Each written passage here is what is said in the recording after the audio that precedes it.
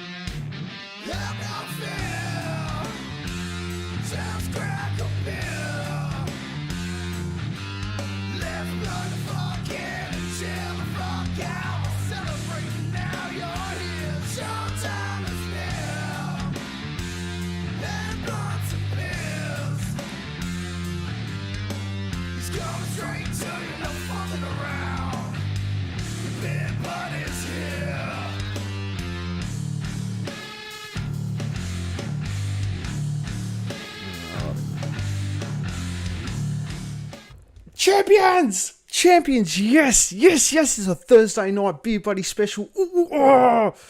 I'm feeling good, I'm feeling lumber. Tonight we have got the first Jimna special, and what a Jimna special we're going to have. He's just dropped the new video today. Came out not long ago, a couple of hours ago. We have Neill from Neill and the Dunken choir. Mate, how are you going, champion? Say hello. Yeah. You know us, mate. In Ireland, we're doing all right. You know, we're not doing great. We're just doing all right. Mate, I tell you, you're a long way from Ireland, my brother. You're over here, sunny Queensland. Oh, dude. Yeah. No, we're doing good up here, man. We're doing good. That's good to hear, man. That's good to hear. So you're managing through these floods and stuff like that, and yeah, the area I'm in, it's been pretty okay. We got one of our gigs cancelled last week up in Brisbane, and then we got another one cancelled next week, later in March, because they cancelled our one to do a fundraiser, flood fundraiser. So that's, mate, good to get involved. MMK Promotions, woohoo, Kaz, how are you, darling? Good to see ya.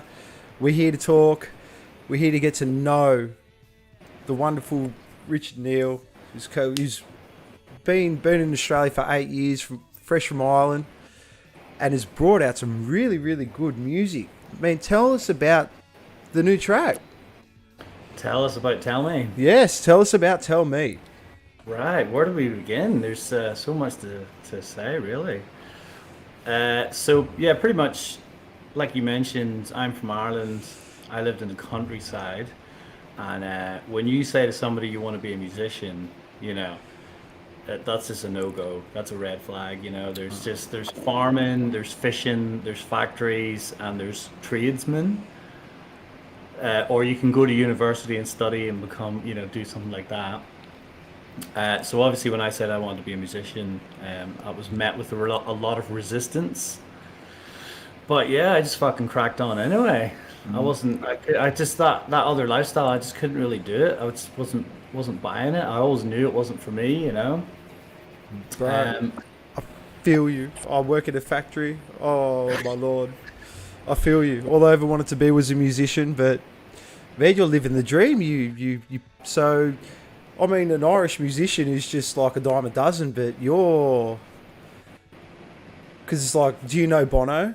Do you know what I mean? Like, it's really good to see that you sort of broke the mold of what your country town was like, and came over here and actually had a crack, and you've done really well, especially with the new track Tell Me.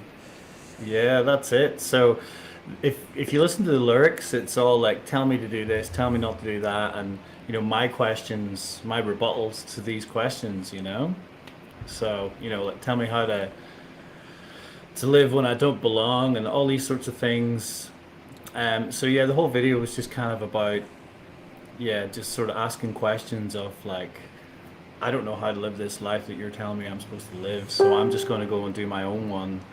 And I've been up here in Queensland. I became a full-time musician 2020. Oh, champion. Right. Yeah, just right before it all went to the dogs in March. So yeah, I was just like, I'm gonna write a song about, all these people that told me not to play music, but yet here we all are, Look at you now.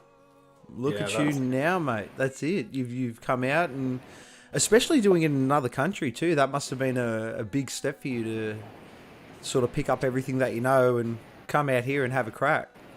Yeah, that's it. Well, I mean, when I was doing it in Ireland, I was never really like, it didn't really seem like it was going anywhere. I just kind of was like aimlessly wandering and having a crack, And then it wasn't until I got here, and I'm a big Foo Fighters fan, by the way.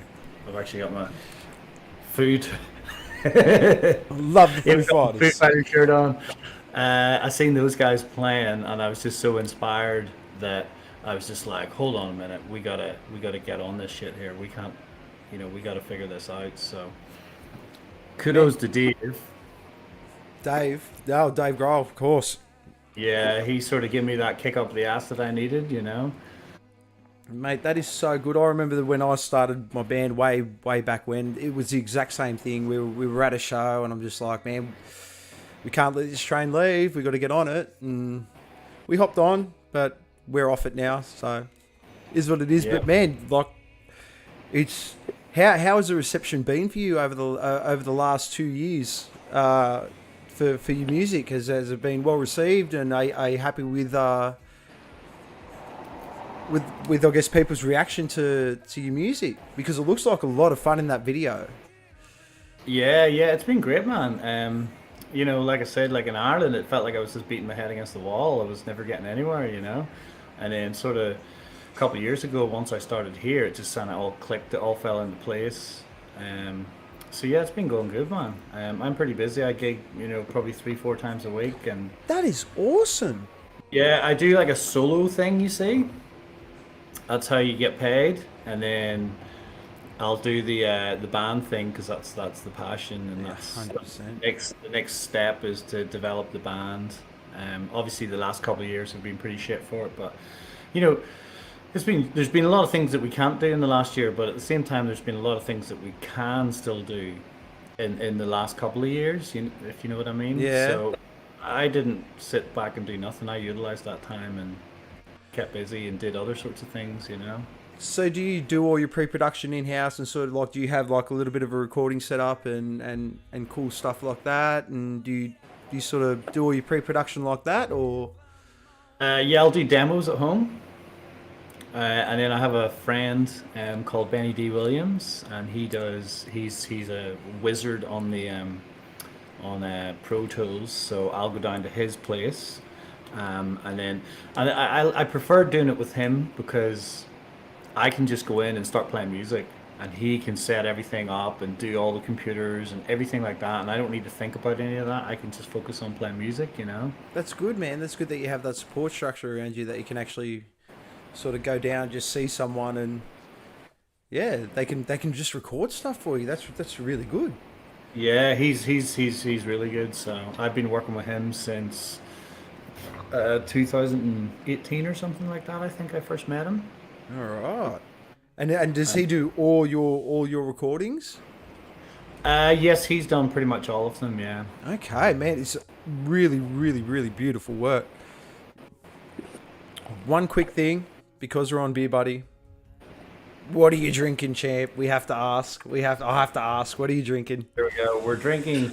I can't even say it. Pilsner Urquell. Oh, it's a Pilsner. At least we know. It's a Pilsner. It's a Czech Urquell. Republic. Oh, So, lovely. I was in Czech Republic in 2018, and this is what everybody drinks. So I seen it. It was like $16 at the bottle, though. So On a scale of like Tui's new to VB, what does it taste like?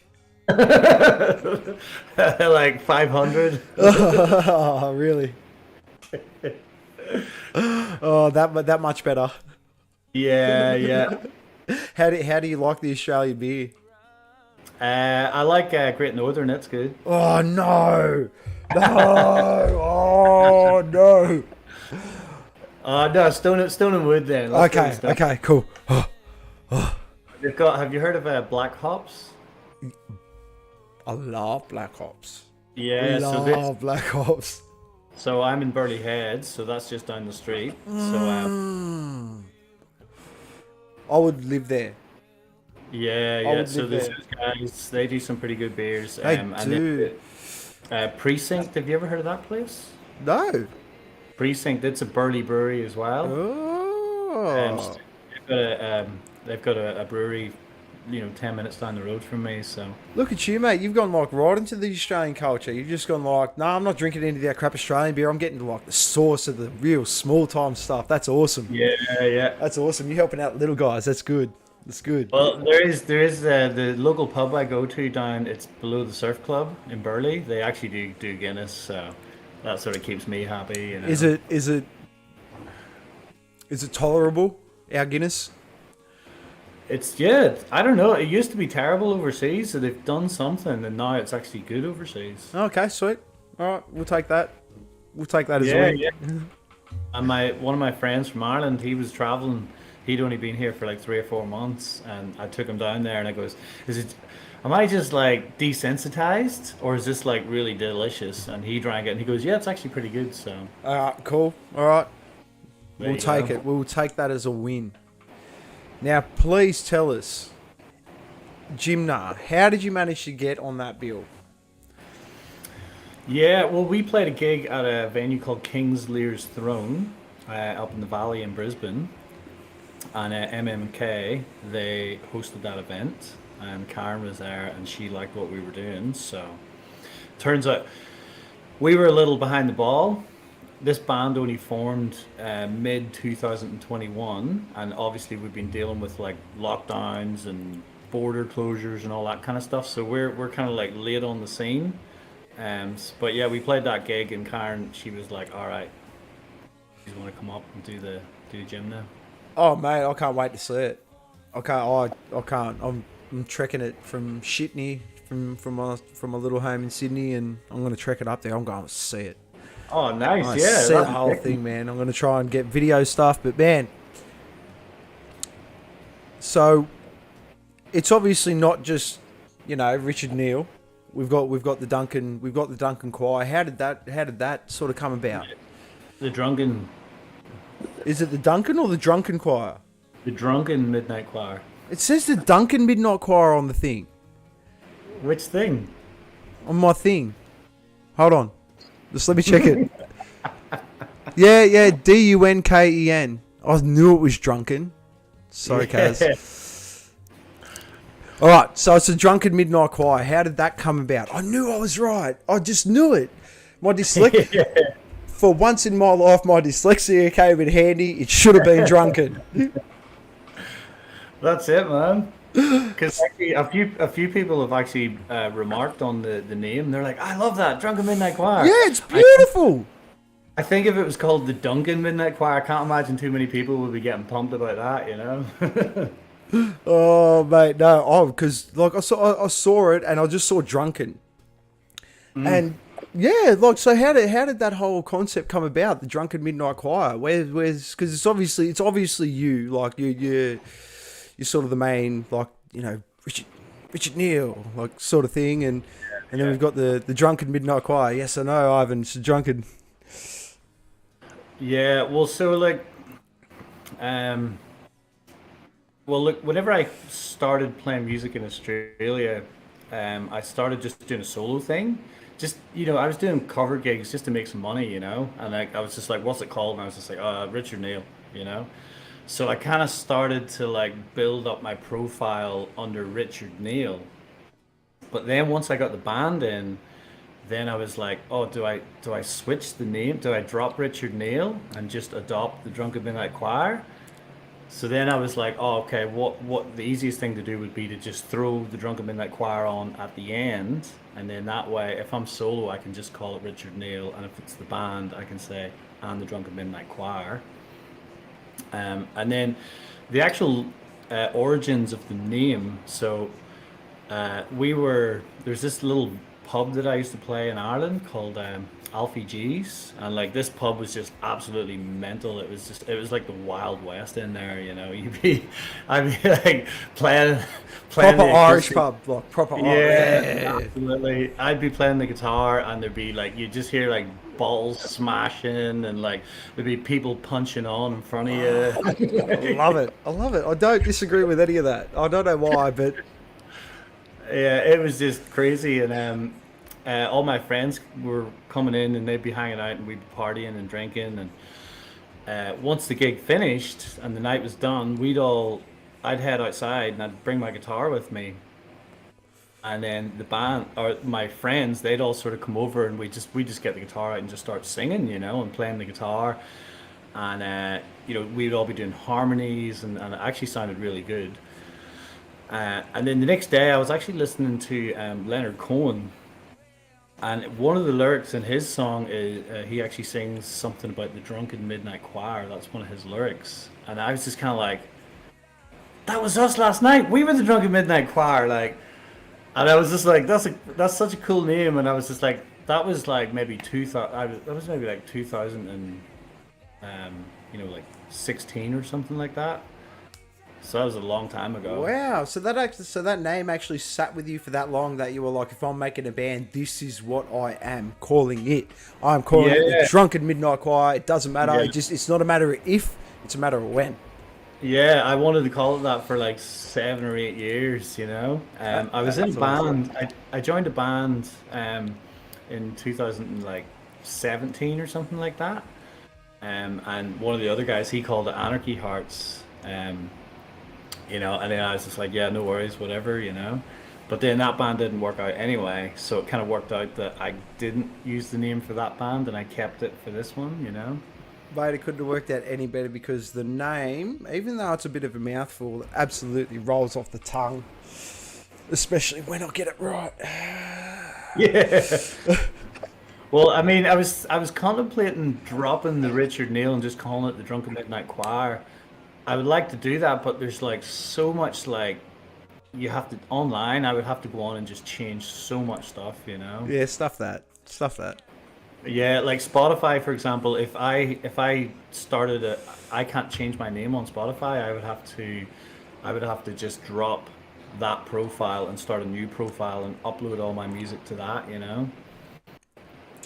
Mate, all that online stuff is just a pain in the ass, as we were talking about before. It just sucks. Yeah. So you guys boast yourself as a folk rock band. Now, quite like you said, you were a Foo Fighters fan, and off that video, which we will watch a bit later, you look like some are hard rockers, some are big rockers. How did you find sort of toning it?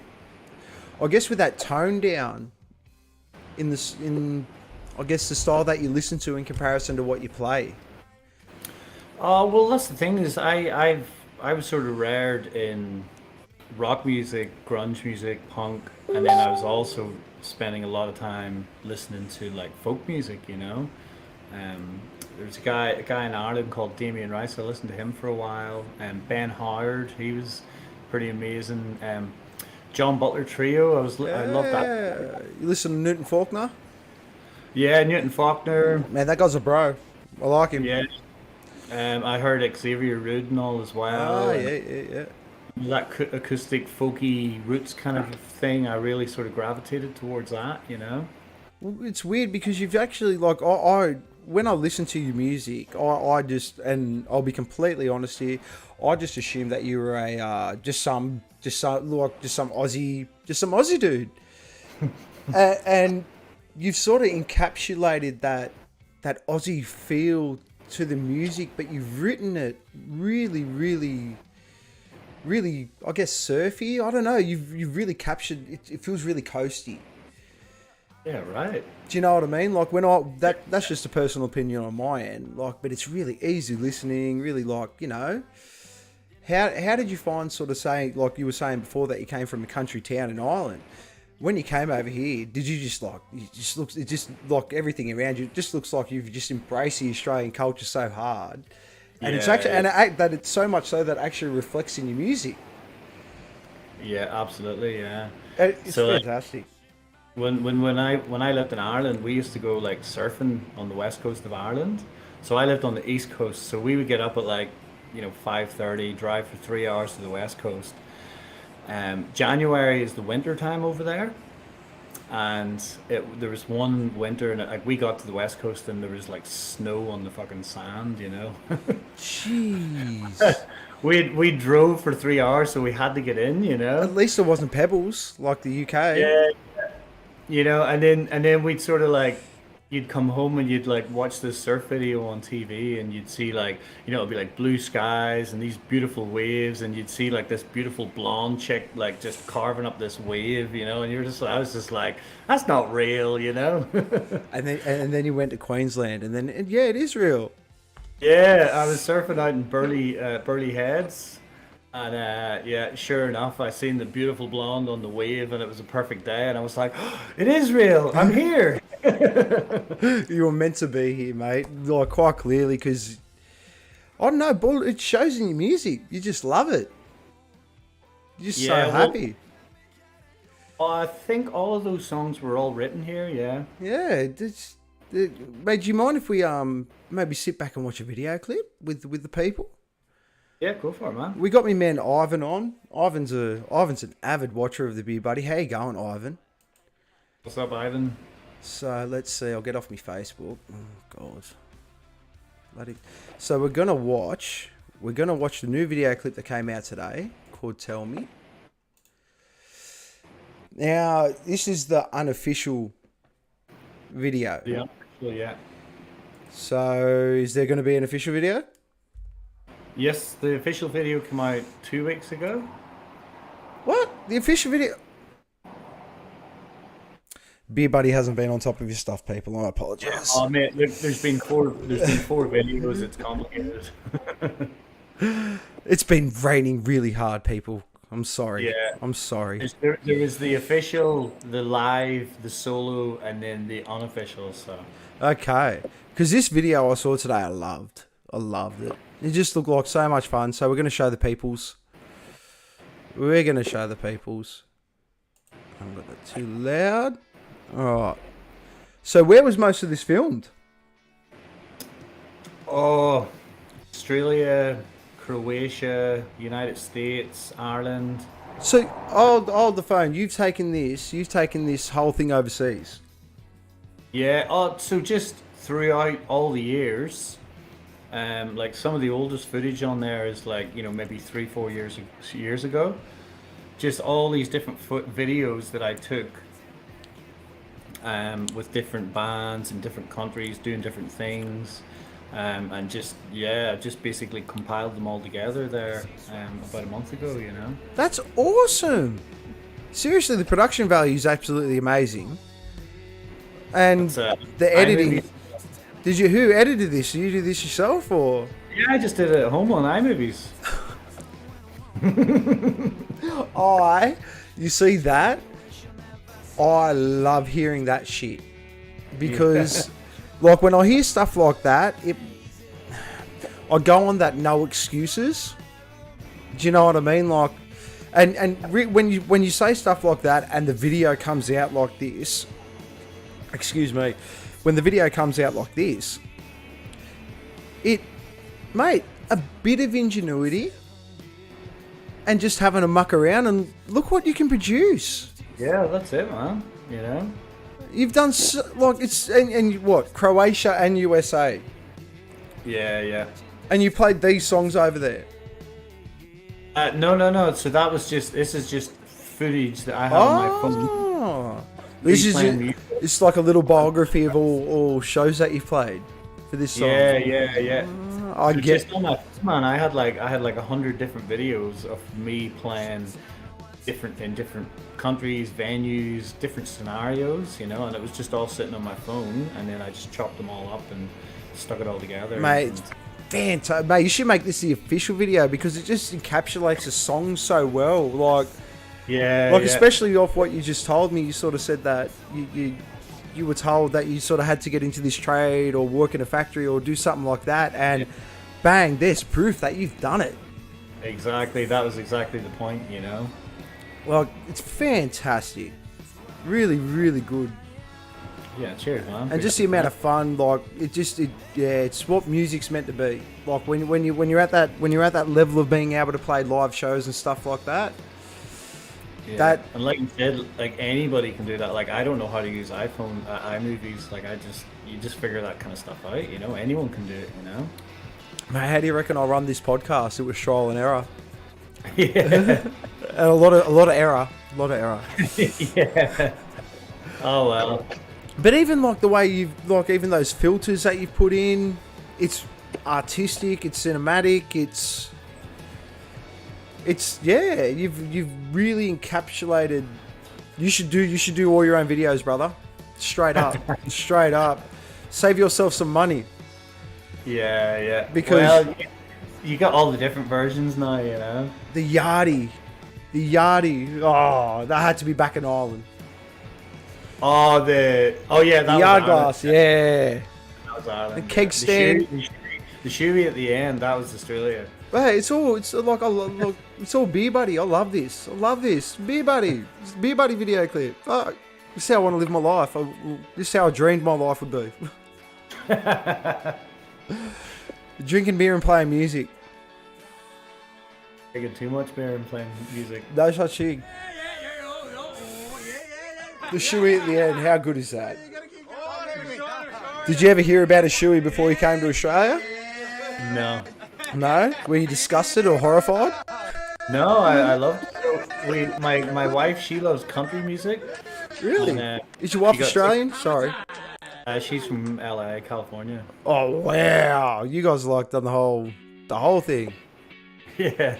So she loves country music, and she got tickets to a country festival up in Ipswich. CMC Rocks, I believe it's called. And, yep. Do you remember Hootie and the Blowfish? Do you remember those guys? Bro. Yes, very much so. Yeah, so Darius, the singer, he does country music now, and he was playing at it, and the whole audience just started going, "Shoo-wee, shoo-wee, shoo-wee." I was like, what the hell? And he like had like an alligator boot on, and he takes his alligator boot off, fills it up with beer, and like does a shoey, you know? He really does country. That is an amazing fucking story. I love Hootie and the Blowfish. Like, oh. Did you not know he does country? No, I did not know that. I did not know that. No. Did you? So I know you sort of said you were into like the grungier sort of stuff. Did you ever like Stained? Yeah, Stan were good. Did you know Aaron Lewis does country music now? All right, yeah. Yeah, the singer from Stained. He's done like he got voted like best country musician when he brought out his first album. He just smashed it. He's a redneck.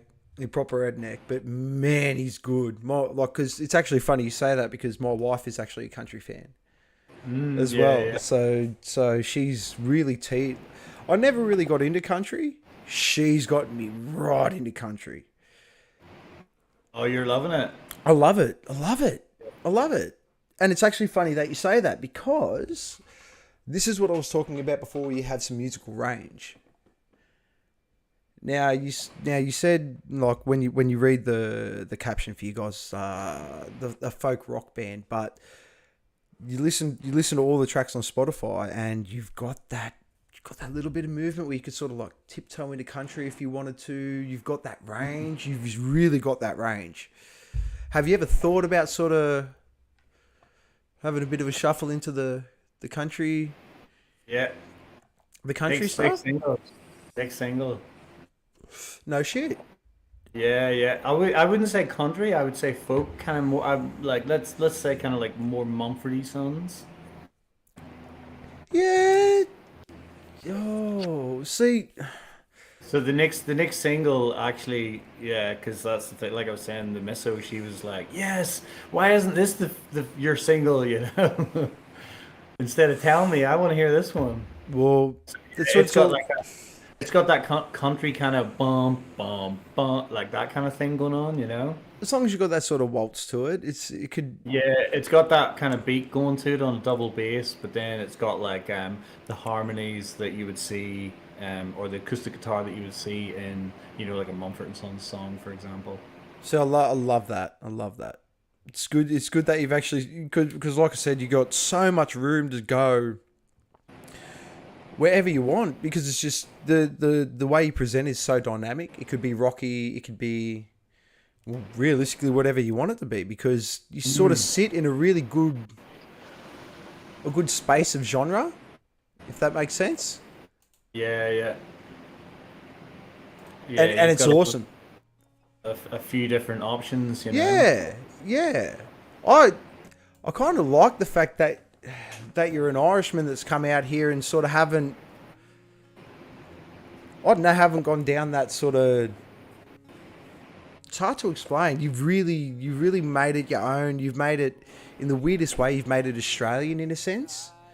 Yeah. Because it's fun. Like as soon as I heard your accent, I went, "Get fuck!" Like, well, this is nuts. Like, yeah. Because when I heard it, I thought 100% Australian. Because you just captured it so well, and really good on you for doing it. Because it's awesome. What can we expect from Richard Neill and the Drunken Midnight Choir, Drunken Midnight Choir at Jimna. A Jimna, yeah. Good question. We're probably going to be a trio at it. So, and this will be close to the release of that folky country song that we were just talking about. So we might just kind of, yeah, we'll maybe just go for like a folk trio kind of sound, Yeah, nice. folk rock trio kind of sound, and then after that, then we'll be doing we're gonna get a violinist in after that, and another singer, and Another singer. yeah, because the music's very very harmony heavy, so we're gonna get another singer in. I can sort of hear that, and that's what got me, because you've done it so well on your own. Like, you can obviously... I used to sing in my old band.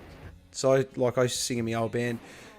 And you can hear, in a sense, okay, there could be harmonies there, but you've done it so well. And even in the track we're listening to right now, it's such a beautiful song. What is it? You'll Never Fall Asleep Alone Again. You've really hit a beautiful sort of sweet spot in that song where you don't really need, because you do it so well. Yeah, yeah. Well, there's loads of harmonies in that. Yeah, there are, but it's... I guess when you get... So what's the whole concept with the other singer? Are you trying to sort of hit that other octave and... No, just to really fill out the vocals, because, yeah, like I said, well, certainly on the pending releases, so there's going to be 2 more singles and an album this year, and there's like 12 at the moment. There's 12 songs on the album, but it'll probably be more by the time we finished it. And there's a lot of like harmonies and vocals, and it's the Drunken Midnight Choir. Yeah, mate, that's a really good point. We want to really bring that into the actual live shows and have it like sounding like a choir with just like 3-part harmonies, 4-part harmonies. And now the addition of a violinist. Can we expect to hear some of that good old that Irish a bit of Irish Aussie folk music? Irish Aussie folk. Well, okay, so one of my favourite, I guess, I don't even know if they're Irish. I'm probably just being a real ignorant fuck here. Flog and Molly.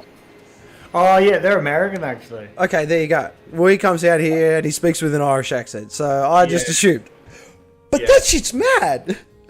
Yeah, that's that. I love those guys. Yeah, oh man, it's massive drinking music. I love just sitting down and drinking to it. It's just, I don't know, it speaks to me in such a big way. Do you remember Drunken Lullabies? Do you remember that song? Yeah, man, I love that song.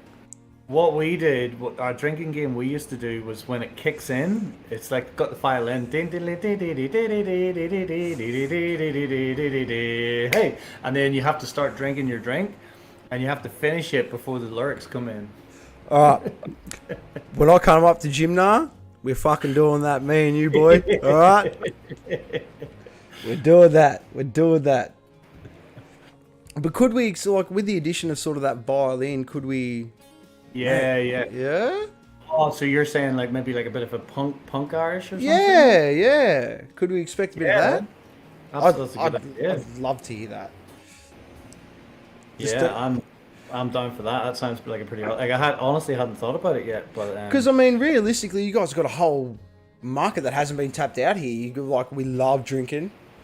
We love music. Shit, I love the Irish. We have a whole fucking day around it. Yeah. I reckon that's a whole market you can tap into, man. Yeah, no, that sounds like a good idea, actually, yeah. I love it. Yeah, next year, like I said, I've got the album coming out this year, so next year we're going to probably get back into the studio and start recording some more music, so that's a good idea. I'll definitely consider that. Get a new drinking song, Oh, man, I need one. I need one. I'll feature it on Beer Buddy every time. Oh, jeez. Like, that could be like the opening soundtrack thing, Why not? I'd love that. Also, Zach did a very good job on my current one. It's very good. So we're gonna get into the big stuff now. Growing up as a kid, especially from a small country town in Ireland, what were the influences that brought you to this point? Like musically, you mean? Yeah. What did you sort of grow up listening to? Well, my mum was listening to Fleetwood Mac, Bob Dylan, like Jimi Hendrix, Doors, Beatles. It's all mad shit. Yeah, the good shit, you know. Yeah. So you know, like if you're listening to Jimi Hendrix, you know, you're you're sort of listening to a guitar, and you're kind of like going, "Oh my God, what is this? This is incredible," you know. And then when I started listening to my own music, you know, like Nirvana, like I was, you know, like Nirvana was pretty. We all listened to Nirvana, and the thing about Nirvana was it was really easy to replicate, you know, because you know you'd have a song with like, you know, 5 or 6 chords, and it was just hit that overdrive pedal and just scream your ass off, you know. So it was good for us as kids. So I listened to a lot of Nirvana. I actually, when Limp Bizkit came out, I actually loved that shit as well, you know. The Chocolate Starfish album. How good is that album? That is like the voice of a generation, man. That whole album. Fuck you. That's all it was. Just like, yeah, exactly. It was just angry and it was aggressive and it was just like right up my fucking alley. And yeah, well, funny story. We actually went. It was like my birthday or something like that. So my dad drove me up to Belfast, and we went to a music store, and he was like, "Oh, there's that CD that you wanted to buy." And I was like, "Yeah, awesome, you know, happy birthday," you know. And we jumped in the car and we were driving back to where we came from. So he puts this thing in, and like the first song is just like, "It's a fucked up world with the fucked up place." Everybody living a fucked up. Oh, what, mate? Your old man's eyes would have rolled in the back of his head. Yeah, well, he was laughing. He was just like, "What the fuck are you listening to?" Oh, that is so. Yeah. I love stories like that, man. That's it. Yeah, there was like Limp Bizkit. I actually listened to loads of Blink-182. We love those guys. You know, like I was saying earlier about that. You know, we're surfing and there's snow and it's freezing cold, you know, and you watch this video and, you know, it's beautiful skies and beautiful waves and beautiful women, and it was just these two different worlds. And it was the same with Blink-182. They kind of sold the same thing, you know, at college, partying, sunshine, you know, punk rock, you know, like rock and roll, baby. Yeah, we all loved that as well, you know. Right, who doesn't? No seriousness. Jeez, like I said, all I wanted to be was a rock star. Right. But hey, mate, it's you're doing it, bro. You're doing it. You're making the right moves. You're making the right steps. You got a whole. With what you've done so far, you've realistically got the whole world at your feet. With any way you can move, and especially with the charisma and, I guess, the talent that you have, you could. Yeah, I'm really interested to see the next album and then the one after that. Really, really, really keen to see it. Because if this is what you've done in your first 3, I can only imagine what the shit is going to happen when you get everything that you want as far as musicians go. Yeah, that's it, man. I'm looking forward to it. You know, it's been a slow couple of years. I started the band in 2021, and our drummer, he lives in New South Wales because we're right next to the border. So we lost him for like 3 months, you know. Far out. So we were a band for 3 months, and then we weren't a band for 3 months, and then we became a band again, and then it was just, yeah, it's just been pretty hectic. So hopefully now, and then the floods started, and then so hopefully now we can start to move towards gigging a bit more and trying to build up that sort of momentum, you know. I really hope it works out because yeah, it's just phenomenal. What, like, I still can't believe you're Irish, man. Like, nothing. Yeah, I get that a lot. Like you look like the guy I'd sit next to at the pub and have a drink with, and I'd expect you to go, "Hey, you going, mate? Here you go, mate. Hey, you got it. You got it. You got it You down." like down the fucking titties, mate? Oh, dude. All right. So yeah, man. I'm pretty excited for the next year. I'll ask 2 more questions, and these are big ones. I want the five main albums that shaped I guess the five most influential albums that sort of shaped you. Yeah, so I like the way you say albums there as well, because you know when we were listening to music like in the CD days, it was all about the album, you know. Damn fucking right it was.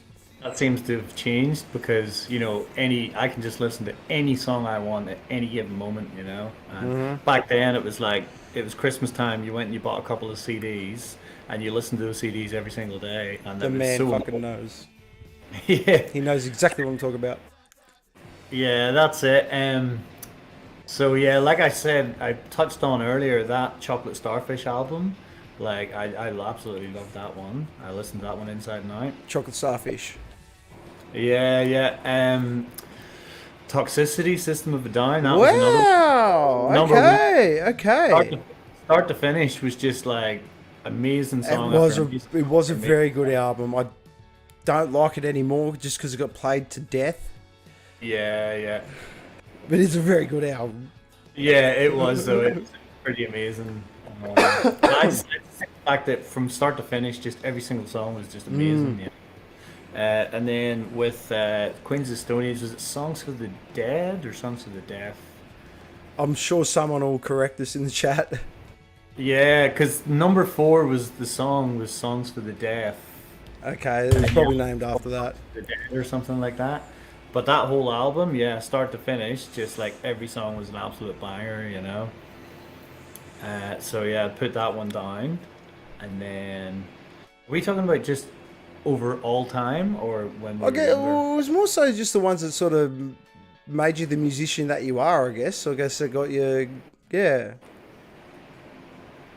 I mean, it could be anything from your childhood too that sort of shaped the guitar player that you are. Good, you know. Yeah. Well, let's throw Nevermind in there just for you've gone a very like. I thought you were gonna go a bit softer. You've gone a pretty heavy fucking. I like it. I'm not disagreeing with any of these albums so far. Well, that's it, yeah, because we were like, a young boy in the Irish countryside, you know, like you lots of testosterone and you're not happy with the life that you're living, so like that kind of music's the perfect way to just like let it all out, you know. Fucking yeah. Man. All right, well, I'll throw in a soft one then just to kind of wear her out in the folk side. So, have you heard of a guy called Damien Rice? I've heard that name. I've heard that name before. I don't think I've ever listened to it, but I'm putting it in my phone right now. I'm going to listen to it after we do this. Yeah. So he had an album called 9. It was 9. I'm pretty sure it was 9. It was 9 or O. Hold on. Let me ask the internet. Oh, wise and wonderful internet, tell me everything. That's what I'm asking too. O. It was called O. Damien Rice O. Oh, he done 9. He done 9 as well in 2006. Okay, so O. Let's go with O. All right, I'm going to listen to these. Anything that I haven't heard of, I'll try and listen to.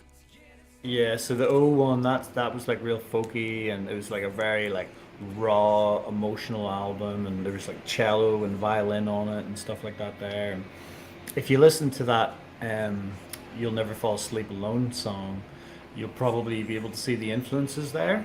Okay. I'm going to listen to that later. That'll be my a little bedtime one. That's it. Have you been dumped or broken up recently? Or? No, I'm happily married. I actually just had my wedding anniversary of 8 years. Oh, wow. On Monday. Happy anniversary, Mrs. Beer Buddy. Congratulations on that. Damien Rice is great if you're depressed, though. To be fair, I always suffer from a little bit, but... Yeah. I'm happily married. Maybe not her. Yeah. It's like when I do my acoustic gigs, I'll play, Better Man by Pearl Jam. Oh yeah. Yeah, and at the end, I'll be like, yeah, that song goes out to my wife. She can't find a better man. One lady shouts at me. She goes, she can't find a better man. She goes, yeah, but she's trying. She's over there by the bar. Oh, how do you find? So, I've always. It's not that I've had a problem. I shouldn't say this, but I don't have a problem with cover bands. Mm-hmm. Like, I had a mad issue with the cover band one time. It's probably just ruined my whole experience. I love cover bands if you can do it well. How do you actually find the transition from, say, doing the acoustic cover shows to your original stuff? Is it just people just fucking love nostalgia and they don't really want to listen to anything new? Or like, did you sneakily maybe throw one of your tracks in during the acoustic set and just to see how it sort of gets received? Or Yeah. I'll throw my songs in amongst it all. So I do like looping as well. So you can kind of like the RC300s, the Boss RC300. I'll use one of them, and you can sort of build it up and make it a bit more interesting. But yeah, look, for me, man, it was pretty straightforward. Like, I was working on a construction site, and when I started playing gigs, they were paying me a lot of money to do acoustic covers. And I was pubs like, love it. yeah, and I was like, okay, so I can just gig on the weekend, play a bunch of covers, and that'll be my full-time job. 100% sign me up for that. Fucking oath. And then cut out, like, drop the day job, and then just play covers on the weekend, and then during the week go to the studio, write songs, work on the whole thing. And then that's where we're at the moment. Is now we're in this another transition period. So the first transition was get away from the construction site and get into being a full-time musician. And then now that I'm a full-time musician, it's get away from being and start to move away from being a cover acoustic artist and start to move into being an original artist. So it's just like another transition. At least I guess in a sense you always got something to fall back on, because after a belly full of piss and I'm at the pub, if someone pulls out an acoustic guitar and starts playing, I'm fucking singing along. Yeah. It's gonna happen. Like, I don't know, but pubs love that shit. Does it get a bit fucking deflating though? Well, it used to, but because I'm now focused on my original music, like, I go in and it's just like going to your day job. Like, when you go to your day job, are you going, oh, this is deflating, this is bullshit? It's like, no, you go in, you make your money, and then you go and then you sort of focus on what it is that you really want. So if I wasn't releasing my own music and playing with a band at the moment, then yeah, I would absolutely be really deflated. But because I have that to focus on, then it's kind of just like, and like setting goals. Yeah, exactly. And I mean, like I'll go in and play some cover gigs, and I'll have a great night. It'll be really good fun. Especially when the people receive it well. Yeah, that's it. There's some really fun nights, and I guess the thing is I'm not sitting there going, this is it. This is it. This is what it is for the rest of my life. I'm playing this bar and I'm singing these songs. You haven't admitted defeat. Yeah. I'm always getting to go, oh, well, tomorrow I'm going to the studio and I'm recording. Oh, and next week I've got a band gig, and we're building that thing, and that's kind of keeping me motivated. That's awesome, man. That's so good. It's so good to see that. Number one, you've come from a construction site. You managed to get in and be good enough to get paid decent money to play music. That's regardless. I guess regardless of whether you're playing covers or whatever, that is the fucking dream. That is the goal. 100%. And realistically, I can ask if it's deflating. I'm just here to ask questions and shit like that. But Oh, if I could make a living off it, fuck, I would fucking do it in a heartbeat, man. I don't like my night. Like, I like, my boss might be watching, I don't know. I don't like working in the factory I'm working in. My boss is awesome. My boss is mad, but bro, it's the same old shit. At least, I guess, even when you're doing the cover stuff, you're playing at a new venue. It's fresh faces. It's who knows what might happen on the night. Like you said, you played that show in Ireland, and people were fucking smashing glasses and punching on. And I guess it's always, no matter what, it could always be a fresh experience. And you've obviously got a very positive attitude on your music. And like you said, you haven't sort of said this is it. Like, oh, you've come out here and somehow you've embraced the chaos and you've really made it into something beautiful. It's really, really good to see, man. Yeah, absolutely. I'm pretty stoked because I lived in Ireland for up until I was 28 or something like that. You know, like the whole time I was there, those first 28 years, it was just like, there never seemed like there was ever going to be light at the end of the tunnel, you know? It just wasn't you by the sounds of things. That Yeah. place and that time and that presence, it just wasn't you. Yeah, but like, you know, the thought of like actually having a career as a musician just seemed like a pipe dream. You know, it didn't seem like it was ever going to be a realistic prospect, you know? And then once I got here, then, you know, I just felt like I was chasing my tail over there. And then once I got here, I actually felt like I was actually moving forward, you know? It's so awesome. I'm so happy that you came over here and that happened for you. Yeah. It makes that, no, it's a good story. One big thing I have to ask is your parents obviously had a big influence on on your life. Obviously, all parents do. What did they think? Or like, yeah, like, yeah. Yeah, well, my mom, she's actually an artist, so and she plays guitar herself. So she was the one that initially taught me how to start. Like, she taught me chords when I started out, you know. So I think whenever I was like, I want to be a musician, she was kind of like, I understand why he wants to be a musician because I want to be an artist. And everybody told me that I was supposed to work in the office, but you know. So I think she got it. That sounds like someone that was right there to break the mold of the. Yeah, and Okay. then with my dad, he was always a bit of a wild card. He was just kind of like he would just do whatever the fuck he wanted. He had that kind of like Wild just child attitude. yeah. He just went and he did whatever the fuck it was, and then this no fucks given, you know. So I kind of like adopted both of those things where I got the no fucks given, but I also got the creative element, you know. Mate, it's such a good mix to have. Because yeah, you've gone in balls deep, in a sense, and mate, I can't get over like what you done this in a year. You got to give a shout out to all the boys in the Midnight Choir. Yeah, absolutely. We got Ryan Grantham on the bass. We got Josh Page on the drums. We did have Luke Hauslander playing with us, but he's recently quit just because it's just too intense, too much happening. You know, he's got he's got his own production studio and a band, and he's getting married this year, so he's been pretty busy. Yeah, that's done.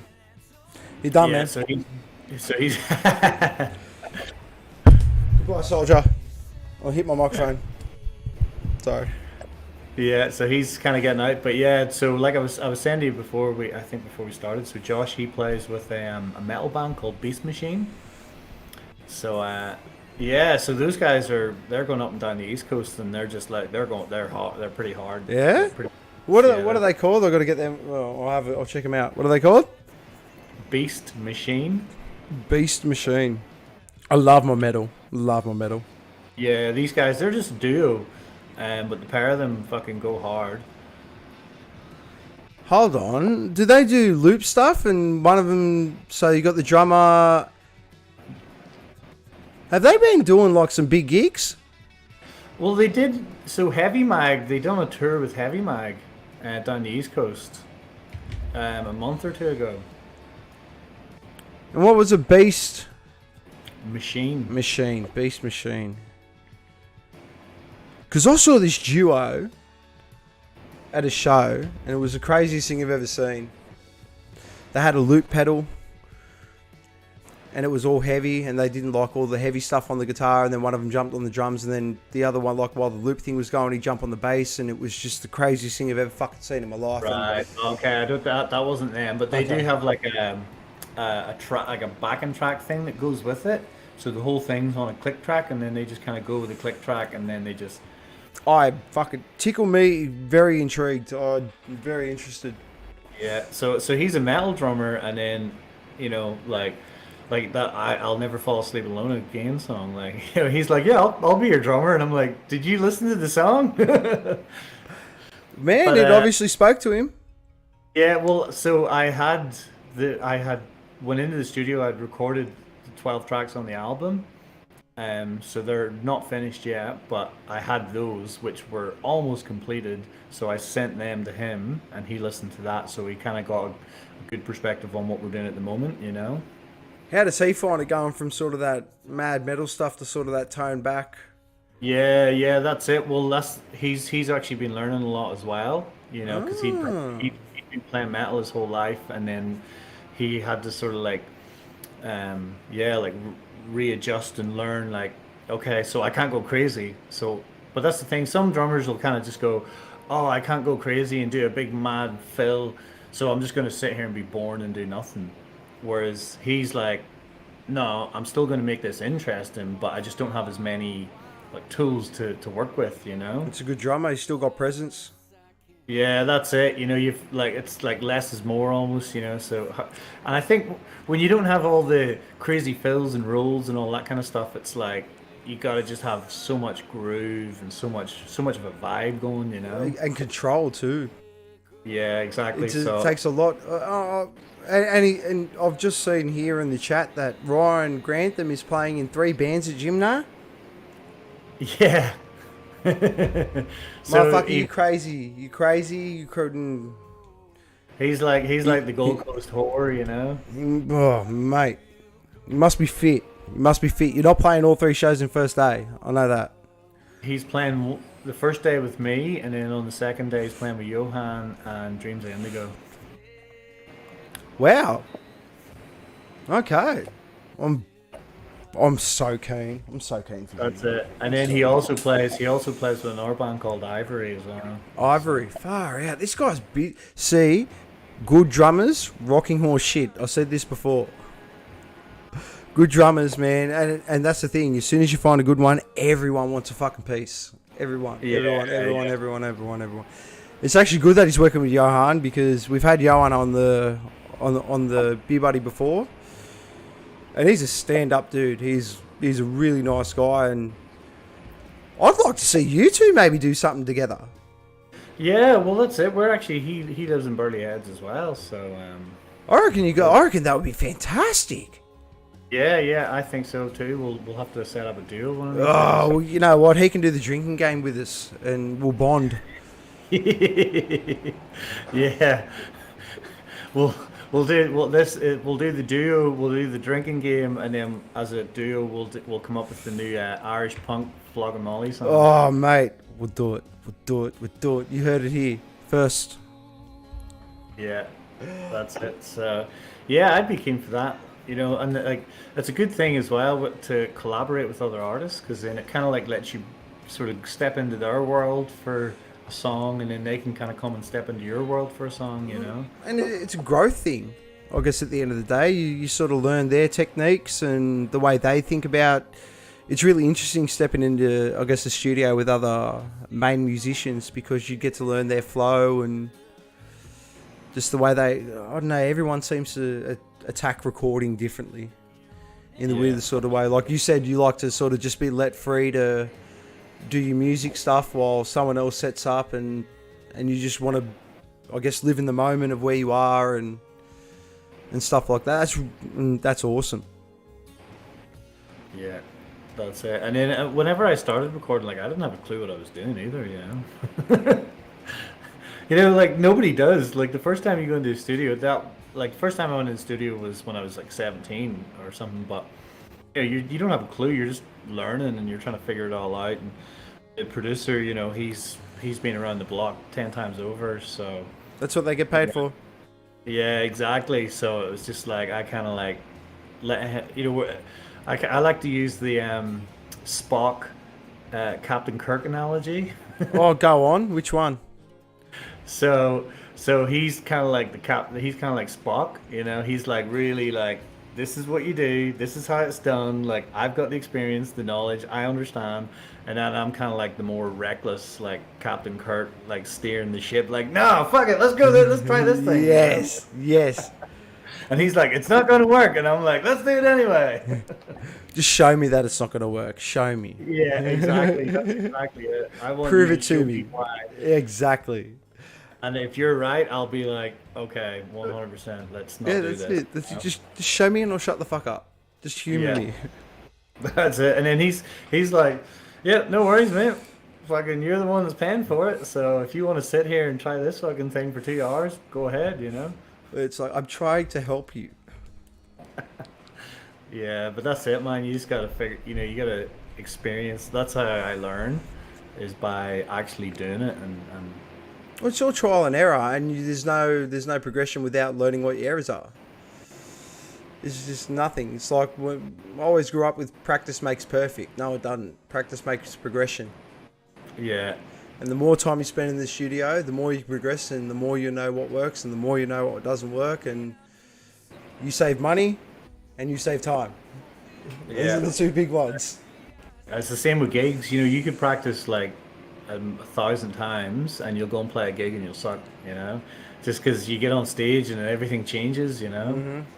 How did you find that? Like from the recording, was there much of a change in the production from what you sort of gave to your producer? Was there much of that fluctuation, and then was it hard to reproduce on stage once it was done? Yeah, yeah, it's changing because when I went into the studio, man, like it was just me. Like I didn't have a drummer or a bassist or a band or anything. I just went in by myself and I had some money and I was just like, okay, let's get going. And I actually paid a guy to come in and do drums, and I sort of just on the day, like I'd send him the demos and be like, okay, do this, or here's the demos, and he'd sort of come in and lay some stuff down. So it was kind of pretty experimental. Like we were just kind of making it up as we went, and then once I actually put the band together, then we kind of started to lock in, and the songs have actually kind of changed a lot compared to the album. But I think it's kind of cool, because then you can listen to the album and you get a sort of a feeling to it, and then when the album comes out, and then you can actually go and see the band, and you're getting like a different sort of an angle. Love it. I love that. That is such a good idea, because there's one thing I've noticed in that transition, like from watching the shows that I've seen over the years. There's nothing worse than when you see a band and they sound exactly like the album. I can listen to the fucking album at home. Don't give me that shit. Yeah, That's why I love rock and heavy metal shows. They're faster than the album. They're louder than the album. Like they're everything better than the fucking album. yeah, And it sounds like that's what you got. That's what you're going for. It's like here's to get you into it. Get your ass to the live show and come and fucking enjoy it. yeah. That's it. Because it's like the energy. Like when you're in the studio, it's all about getting everything sounding amazing. That's what it's all about, and that's what people are listening to when they're sitting in their car. But then when you come to a show, it's about having that energy. It's about having that, yeah, and That sometimes, yeah, what happens in the studio, it's different on the stage. And like I said, we got Josh in. He wasn't on the recording. He actually came in after the recording, and it just gave us this whole new element to work with. And then we also, like I said, we all started to lock in. And him and the bass player would sort of like lock into this groove, and then I'd sort of be listening, and I'd be like, oh, my strumming, I need to like change my strumming to like lock in with those guys, and then next thing we've got this band just like doing something that is different to the album. It's so good. It's fucking excellent. Love it. Love it. You quite clearly take your art and the whole craft of recording and then putting on a live show very seriously. And that's a good thing. You're not taking any of the, I guess, the opportunities and the gifts that you've been given for granted at the moment, which is fantastic, because there's nothing worse than just because you're good. You're fucking good. Like, there's no other way to put it. You're good. You're very good. You can write very good music. And you're so humble about it too. And it's all, you've really put it about growth. As opposed to, here's what I want to do, this is what we're going to do. It's not an egotistical thing in a sense. You're giving yourself a lot of room to grow as a musician and an artist. That's it. Well, you should be, you know. It's just like, remember when I was younger, like, you know, people like, you changed, man. You know, it was like a negative thing, you know. It used to be about the music. Yes, I hope I've changed. I hope I'm not the same person I was when I was fucking 18, you know? Yeah, well, what's that? It's Muhammad Ali. Muhammad Ali. The 40-year-old man that looks through the eyes of a 20-year-old man has wasted 20 years of his life. Mm. And that shit rang true to me, because, I'll be the first one to admit I was a very pigeonholed fucking music listener. I was like, metal. Yeah. Like, when I found my own music, I was like, no, this is all I want to fucking listen to. And I don't know, I missed out on so much. Yeah. And I became a stagnant music listener. And it wasn't until I started doing the podcast and stuff like that I got... Man, I don't listen to really American music anymore. It's all about homegrown...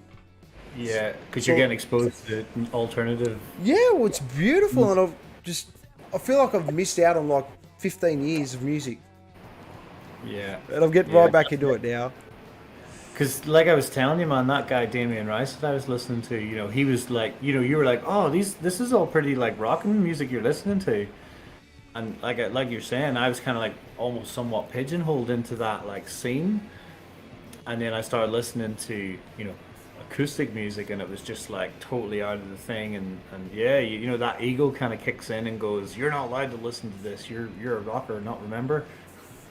Man, and it does. It almost feels like it's a guilty pleasure. Like you have to sort of keep it secret. Yeah, that's it. When your mates come over to the house, you gotta like get the CD and hide it under the fucking... Yeah, that's it. Oh my Justin Bieber CD has to go on here. My CD. Let me get Nirvana, put back Nirvana in again. Quick. So you guys got a 45-minute set at Jimna. 45-minute set. Yeah. What? So... How much are we getting off the new album?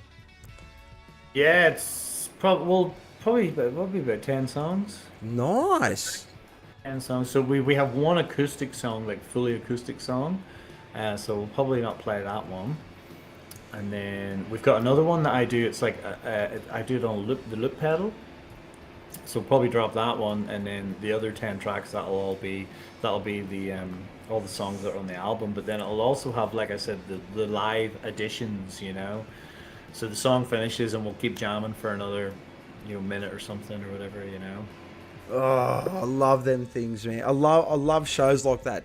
The band takes control. Here you go. Here's your time slot. Make sure it's fun. Yeah, that's it. And like you said, you know, if you want to listen to the CD, away you go. Yeah, go buy one. Buy one off him. Listen to it on the car on the way home, but go see the live show. Yeah. So yeah, we'll have 10 songs from next year's this album. So we'll be playing that. Probably as a trio. We'll see if we can get somebody else to come with us so we can do it as a 4-piece, you know. Oh man. I can't wait. I cannot wait to see you guys. I cannot wait to actually meet you and see you in person. It's gonna be fucking awesome. It's gonna be fucking awesome. That's it. I'm pumped as well. So it's gonna be a great weekend. My last question that I ask, and then we'll wrap it up, and we'll do a nice little promo for MMK and Jimna. What is Richard Neill's mantra? The daily mantra that gets him through every single day. There's got to be that one where it's just like, it's either get off your ass and just do it, or fucking, I don't know, like, you know what I mean? Like, Yeah, yeah. or what's the mantra when you walk into the studio? Um, I think that's the main one I need to ask. What's the, when you walk into that recording studio, you're ready to go. What's the mindset you go into to get the work done? oh man, I have so many mindsets. You know how it is when you're creating music, man. One day you're just like so happy, and then the next day you're just like, "Fuck, this is bullshit." Uh, So just go yeah, it. So just go with it. yeah. I think I kind of just go with it.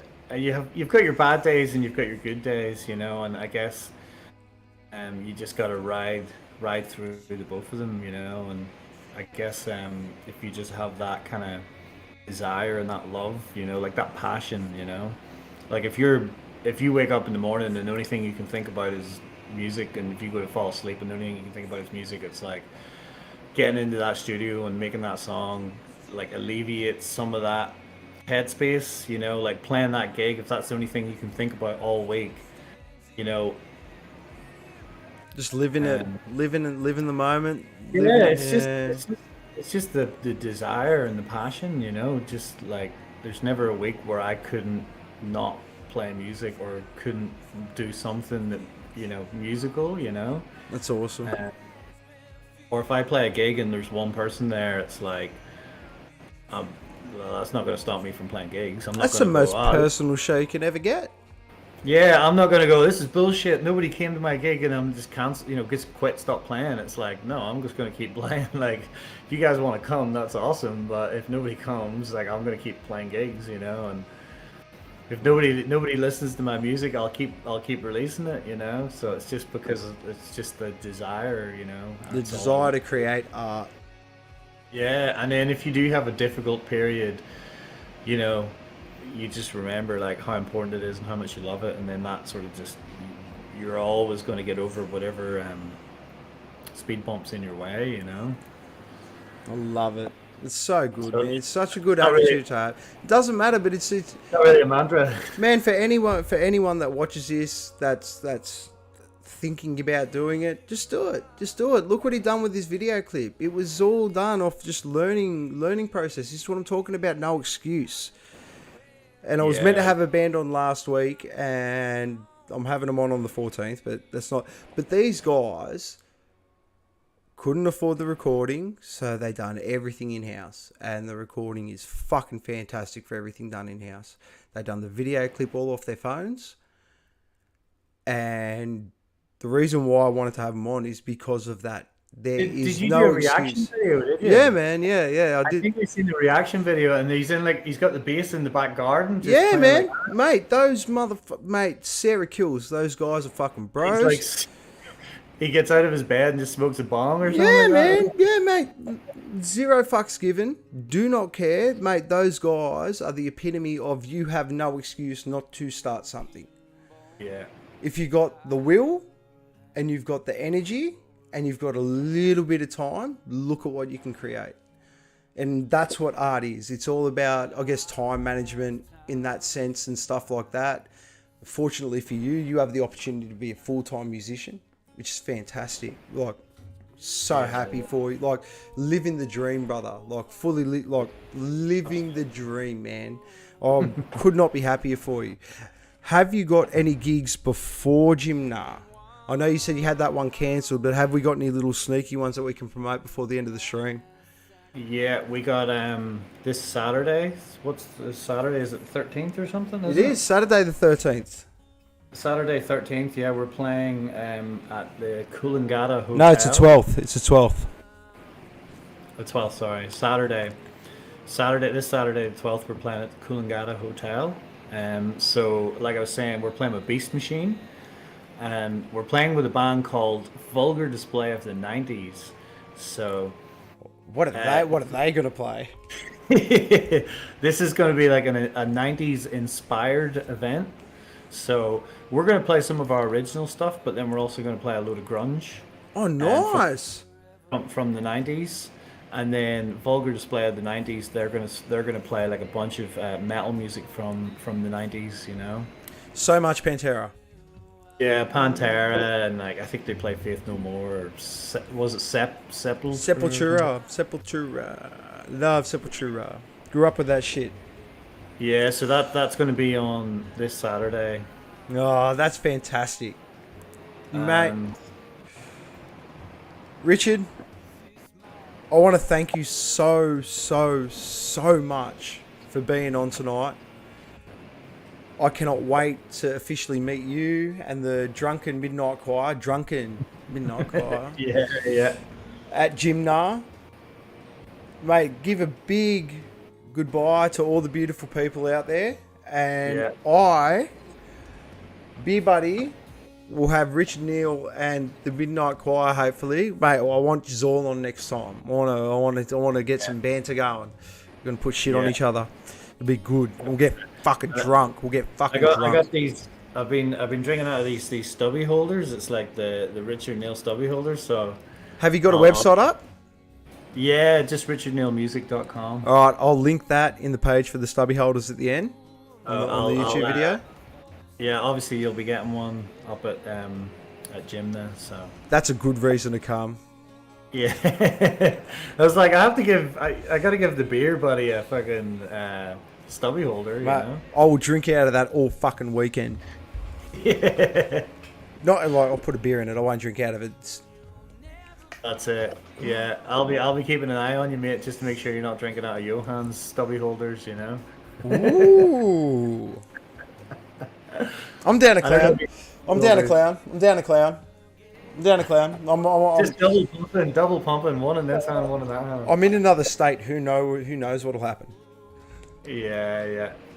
Mate, thank you again so much. I really can't appreciate enough for you taking the time to come onto the podcast tonight.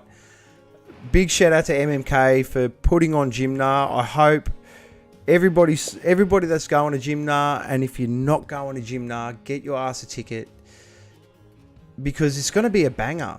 It's going to be so good. It's going to be the best weekend, and I'm going to be there, so might be like that much better. Yeah, that's it. Because I was listening. There's a playlist on Spotify, Jimna Rocks 2022. I was listening to that today, and like the quality of the music is just so good, you know. Some of the bands. It's the proper variety, show. And like, you don't even need to like know who the bands are or like the bands. You just got, like, if you just show up, you'll just be able to appreciate like all of these amazing different artists and different bands, you know. Will you be walking around after your set, meeting the people? Absolutely. Mate, yeah. See, that's it. You can't get better than local shows. You get to see musicians. You get to meet musicians. You get to make friends. It's BYO. That's alcohol. Bring your own alcohol. There's going to be food trucks. There's going to be all this mad shit. It's going to be awesome. Richard, let's get out of here. All right.